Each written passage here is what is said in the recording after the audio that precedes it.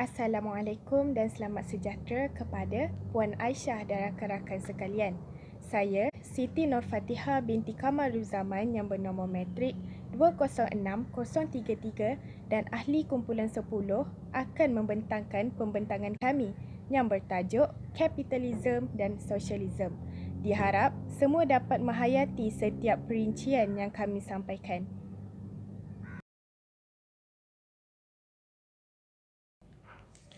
Kita mulakan dengan kapitalisme. Pengasas kapitalisme ialah Karl Marx. Beliau memperkenalkan istilah ini pada pertengahan abad ke-19. Karl Marx juga merupakan pengasas fahaman komunisme.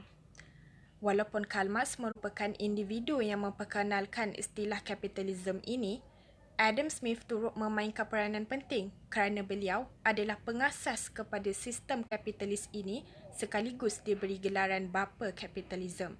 Ideologi tentang kapitalisme ini telah diutarakan oleh beliau sendiri di dalam bukunya yang bertajuk An Inquiry into the Nature and Causes of the Wealth of Nations. Definisi kapitalis dapat dibahagikan kepada tiga, iaitu kapitalis secara umum, kapitalis barat moden dan neo-kapitalis. Kapitalis secara umum mempunyai unsur kebebasan kepada individu yang mempunyai harta. Ia merangkumi konsep-konsep kebebasan bagi inisiatif, persaingan pendorong keuntungan. Bagi kapitalis barat moden pula ialah ia merupakan fahaman sistem ekonomi di Eropah sejak kurun pertengahan. Ia lebih pesat selepas zaman Renaissance Eropah. Dapat dilihat juga pertumbuhan dan perkembangan kilang-kilang perusahaan di Perancis selepas Revolusi Perancis. Dan yang terakhir ialah neo-kapitalis. Ia membawa maksud penggabungan syarikat-syarikat besar untuk melahirkan syarikat gergasi. Beralih kepada sosialisme, ia merupakan cetusan idea Robert Owen yang turut diberi gelaran sebagai sosialis yang pertama di dunia. Pendapat beliau dalam sosialisme ialah setiap pekerja berhak menikmati segala keuntungan yang diperolehi oleh masyarakat. Jadi, sosialisme dapat didefinisikan sebagai teori atau sistem organisasi di mana sumber kekayaan dinikmati bersama secara adil. Ideologi sosialisme merupakan respon kepada penindasan kapitalis terhadap golongan buruh ketika revolusi industri di Britain.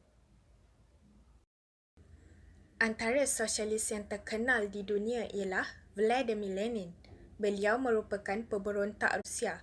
Tidak ketinggalan juga Muammar al-Gaddafi iaitu pemimpin politik dan revolusi Libya. Dan kebanyakan orang juga pasti mengenali Ho Chi Minh. Beliau juga antara sosialis terkenal yang juga pemimpin revolusi Vietnam. Dan ramai lagi barisan sosialis yang lain. Untuk mengupas tajuk ini lebih mendalam, saya serahkan kepada ahli kumpulan yang lain. Di sini saya akan menjelaskan tentang konsep-konsep kapitalisme dan sosialisme dan apa yang sebenarnya nak dibayangkan oleh tokoh-tokoh yang menjanakan idea-idea tersebut.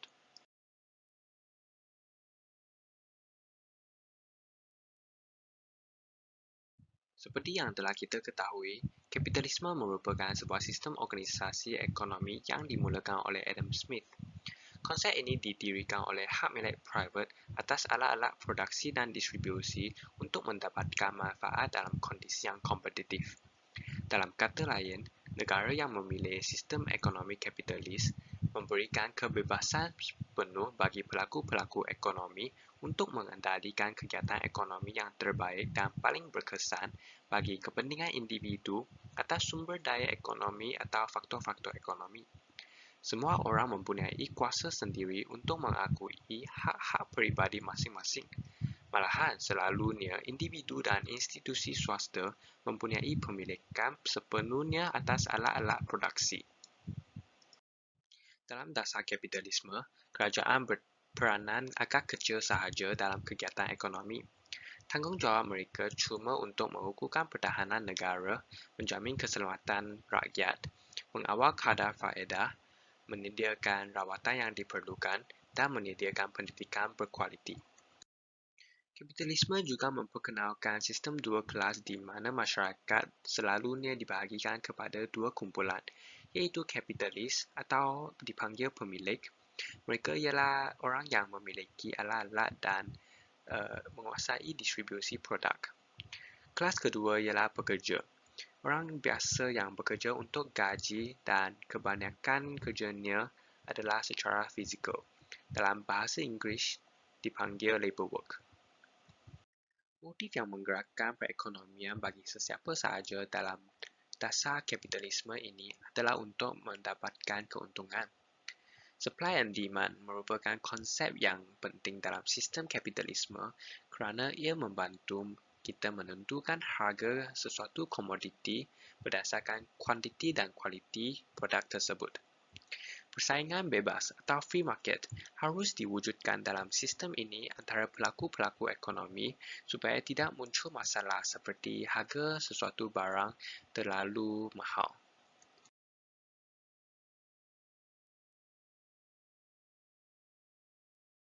Sosialisme pula merupakan sistem di mana sesebuah kerajaan demokratik akan mengawal pengeluaran sesuatu produk dan bukannya syarikat atau institusi swasta. Berbanding dengan bersaing antara satu sama lain seperti di dalam masyarakat kapitalis, sosialisme mempunyai para pekerja yang akan menyumbang sebanyak mungkin untuk kebaikan bersama dan mereka akan berkongsi hasil produk secara sama rata.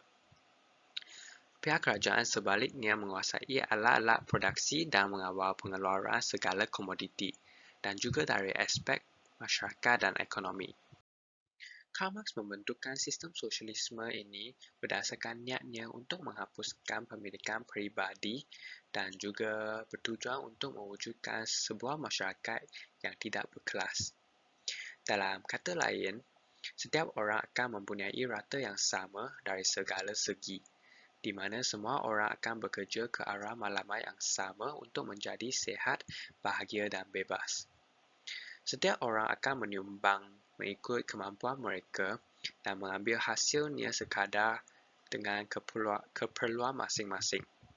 Sebahagian daripada jumlah hasilan pula akan digunakan untuk pendidikan, pertanian, pertahanan, pengangkutan dan lain-lain. Saya Nur Embazila binti Bahari dan nombor matrik saya 206040. Hari ini saya akan mengulas mengenai kelemahan dan kelebihan bagi kapitalisme dan sosialisme. Okey, kita teruskan dengan kelemahan bagi kapitalisme. Ada 4, iaitu mempunyai persaingan yang tinggi antara pengeluar. Yang kedua, wujudnya kuasa monopoli. Yang ketiga, kita ada agihan pendapatan tidak seimbang. Dan yang terakhir sekali, tiada pengeluaran gabungan dan berlakunya kesaluran yang negatif. Okey, yang pertama, mempunyai persaingan yang tinggi antara pengeluar.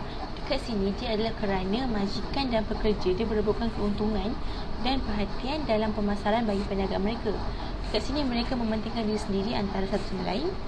Okey. Itu je lah. Yang kedua, wujudnya kuasa monopoli, iaitu merujuk kepada kuasa firma dalam menentukan harga dan kuantiti keluaran produk itu tersendiri.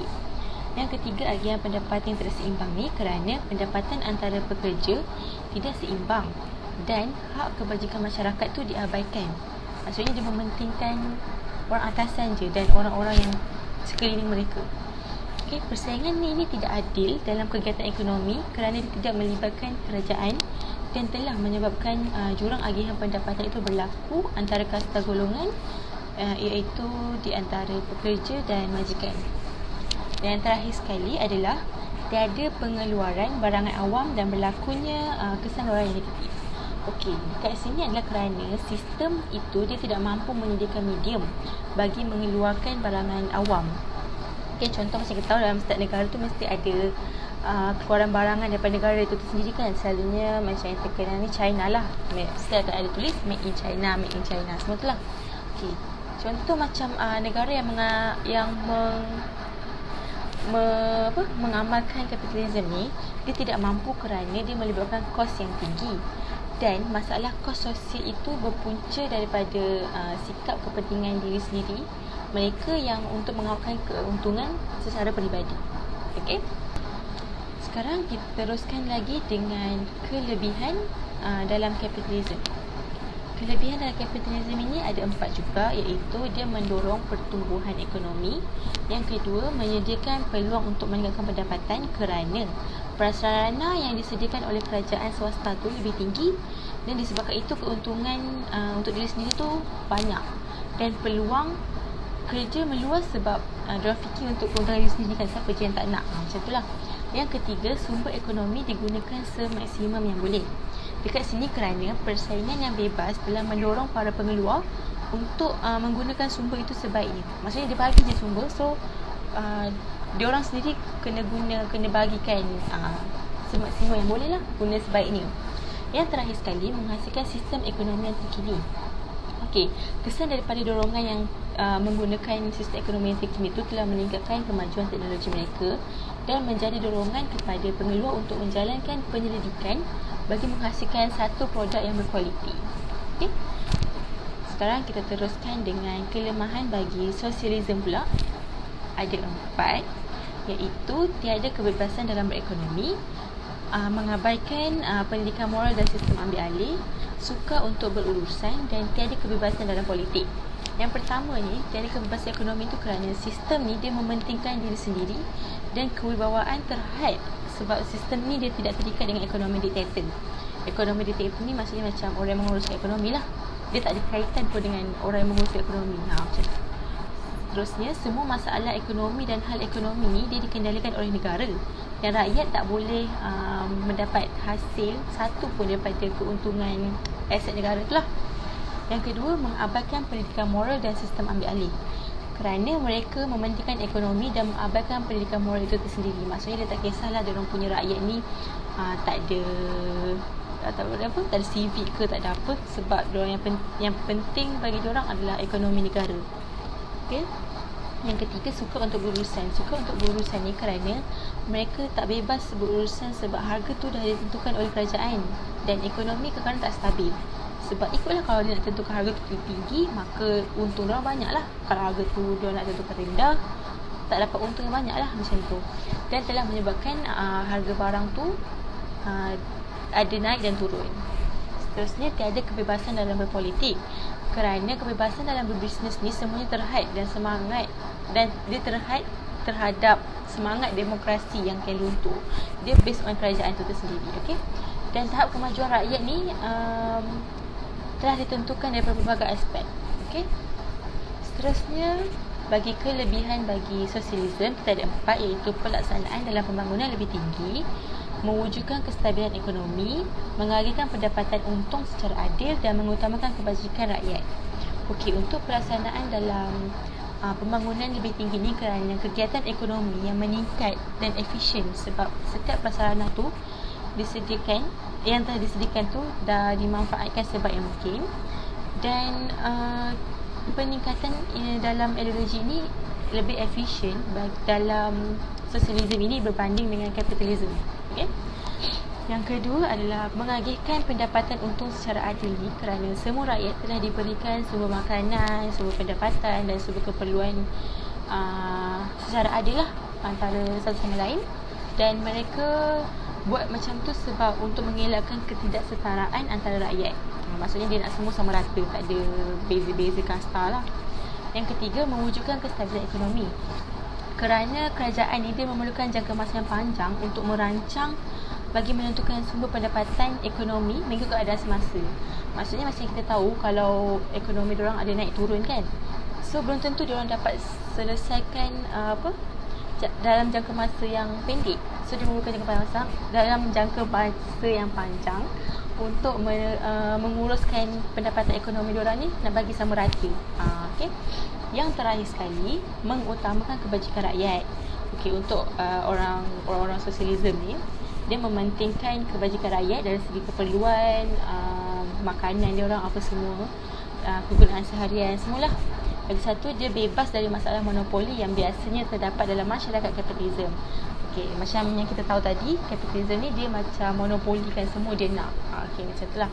Semua dia nak untuk kepentingan dia sendiri. Tapi sosialisme ni dia nak sama rata untuk rakyat dia.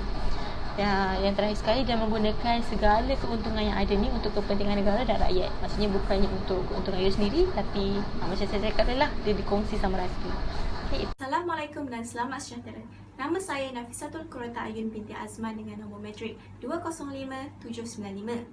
Pada pandangan kami, idea yang terdapat dalam kapitalisme adalah lebih bagus berbanding sosialisme kerana kapitalisme dapat memberikan kebebasan yang cukup luas kepada para penggiat ekonomi.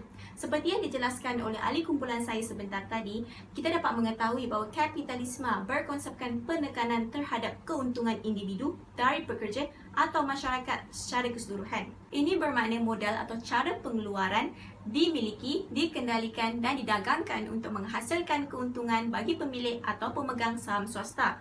Tambahan pula, tiada sekatan yang akan dikenakan kepada sesiapa yang memiliki modal. Seterusnya, idea yang terdapat dalam kapitalisme mampu mewujudkan sifat berdaya saing. Sedangkan kapitalisme mempunyai sistem organisasi sosial yang berpusat pada pasaran bebas atau penswastaan, di mana pemilikan dianggap secara individu, maka sudah tentu sifat berdaya saing wujud bagi memastikan kapitalis memiliki modal atau cara pengeluaran dan memperoleh pendapatan berdasarkan hasil usaha mereka sendiri. Dalam kapitalisme, semua individu berhak untuk membuat keputusan untuk diri mereka sendiri. Mereka akan membuat keputusan terbaik kerana mereka hidup dengan akibat tindakan mereka. Selain itu, idea yang terdapat dalam kapitalisme juga dapat meningkatkan ekonomi negara. Ekonomi dalam kapitalisme berasaskan pasaran yang digabungkan dengan pemilikan swasta atau corporate mengenai cara pengeluaran. Barangan dan perkhidmatan dihasilkan untuk membuat keuntungan dan keuntungan inilah yang akan dilaburkan semula ke dalam ekonomi untuk menjana pertumbuhan ekonomi. Sedangkan cara pengeluaran dimiliki secara persendirian dan dikendalikan untuk mengaut keuntungan peribadi, ini dapat mendorong insentif untuk para pengeluar melibatkan diri dalam aktiviti ekonomi. Penyelarasan ekonomi juga bergantung kepada pasaran untuk membuat keputusan pelaburan, pengedaran dan pengeluaran. Pasaran mungkin pasaran bebas, pasaran terkawal atau digabungkan dengan perancangan ekonomi negara. Sekian itu sahaja daripada saya. Terima kasih. Assalamualaikum warahmatullahi wabarakatuh dan selamat sejahtera. Nama saya Muhammad Syafiq Haziq bin Muhammad Fauzi, nombor matrik 207771, dan saya akan membentangkan tentang kesimpulan kepada pembentangan kami yang bertajuk Kapitalisme dan Sosialisme. Sebagai kesimpulan kepada pembentangan kami, ideologi kapitalisme dan juga sosialisme adalah dua ideologi yang sangat berbeza dan bertentangan antara satu sama lain.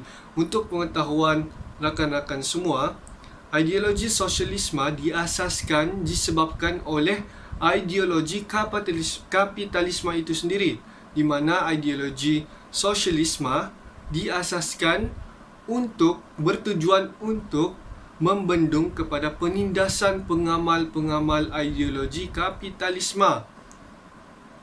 Ideologi kapitalisme dan sosialisme ini adalah bertentangan, di mana ibarat putih dan hitam. Dan apabila kami diberi pilihan untuk memilih antara ideologi sosialisme ataupun kapitalisme, sangat sukar untuk kami membuat pilihan kerana di setiap ideologi itu terdapat kebaikan dan keburukannya yang tersendiri. Bagi ideologi kapitalisme, kebaikannya adalah ideologi tersebut membawa kepada peningkatan ekonomi sebuah negara. Manakala ideologi sosialisme, kebaikannya adalah ia merapatkan jurang ekonomi antara yang kaya dan juga yang miskin. Pada pendapat kami, gabungan sistem ekonomi atau ideologi ini adalah yang terbaik kerana kita boleh mendapat kebaikan daripada kedua-dua ideologi tersebut, di mana gabungan ekonomi ini akan meningkatkan ekonomi negara, seterusnya juga merapatkan jurang pendapatan masyarakat antara lapisan masyarakat. Jadi itu sahaja pembentangan poster ataupun pembentangan tajuk kami, iaitu kapitalisme dan sosialisme. Sekian, terima kasih dan stay safe dan stay healthy.